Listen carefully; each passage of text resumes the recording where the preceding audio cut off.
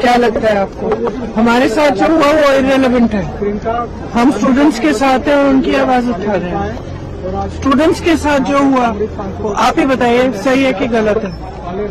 बच्चे हैं सारे, प्रोटेस्ट कर रहे हैं, कोई ऐसे प्रोटेस्ट नहीं है, जेन्युइन इशू है, जेन्युइन प्रॉब्लम है। सारे इस देश के सारे माँ बाप जानते हैं, इस देश के सारे स्टूडेंट्स जानते हैं, इस देश के सारी टीचर्स भी जानती हैं, सब जानते हैं। तो एक जेन्युइन मामला है, जेन्युइन इशू है, उस पे स्टूडेंट सिर्फ अपना अधिकार मांग रहे हैं और कुछ नहीं मांग रहे हैं। वो सिर्फ ये कह रहे हैं हमें अपना अधिकार दो। हमें कब? आप हर एग्जाम को क्या पेपर लीक करा रहे हो? बच्चे इतना संघर्ष करके पढ़ाई करते हैं, अपने लिए एक फ्यूचर देखते हैं, आप उस फ्यूचर को बिगाड़ रहे हो।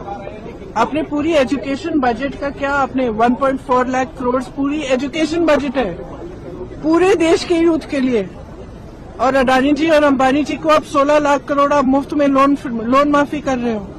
किसानों को कुछ नहीं, गरीबों को कुछ नहीं, स्टूडेंट्स को कुछ नहीं, और ऊपर से स्टूडेंट्स को इतना खर्चना पड़ रहा है, फैमिलीज को इतना खर्चना पड़ रहा है, लोन लेते हैं। सिर्फ नीट के एग्जाम में जो 22 लाख फैमिलीज है, उनका खर्चा 1.32 लाख करोड़ है, almost equal to education budget. तो स्टूडेंट्स की जेन्युइन स्ट्रगल है, जेन्युइन समस्या है। वो सिंपली कह रहे हैं हमसे बात करो, हमारे लिए सिस्टम, हमारा सिस्टम बदलो। ये सिस्टम चल नहीं रहा है, टूटा हुआ सिस्टम है, सब जानते हैं टूटा हुआ सिस्टम है। जिसके बच्चे हैं, किसी भी क्लास का हो, किसी भी वर्ग का हो, जिसके बच्चे वो जानता है कि बच्चों पे क्या बीतती है जब एग्जाम देते हैं। और आप सोचिए कि 26, 27, 28 साल के बच्चे बार बार एग्जाम दे रहे हैं, बार बार पेपर लीक हो रहा है, अपनी नियुक्ति का वेट कर रहे हैं, नियुक्तियां नहीं हो रही हैं, तो फ्यूचर तो बर्बाद हो रहा है ना सबका। ऊपर से आप जॉब्स क्रिएट नहीं कर रहे हो। प्रदर्शन को अलोकतांत्रिक बता रहे हैं। हमारा प्रोटेस्ट अलोकतांत्रिक है। लोकतंत्र में सबसे बड़ी चीज क्या होती है? फ्रीडम ऑफ एक्सप्रेशन और right to protest, peaceful protest. इसमें कुछ अलोकतांत्रिक बात नहीं है। अलोकतांत्रिक ये है जो यहाँ सदन में हो रहा है, जो सड़कों पे हो रहा है। सदन में आप चर्चा नहीं करते, एलओपी को बोलने नहीं देते, ऑपोजिशन लीडर्स को बोलने नहीं देते, वो बोलने के लिए उठते हैं, आप चुप कर लेते हो। स्पीकर साहब खुद कह रहे हैं कि मुझे सरकार से पूछना है कि आप लोग डिस्कस कर सकते हो कि नहीं। ये क्या है? ये लोकतंत्र बचा ही नहीं है। सिर्फ आप ही पूछ रहे हैं मैडम ये question.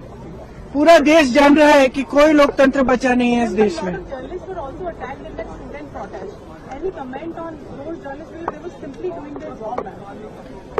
Look, it's very clear.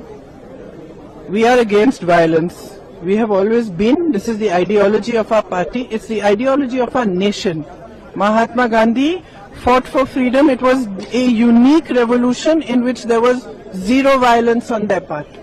And I have heard the protesters and students and all also saying that they are not going to be violent.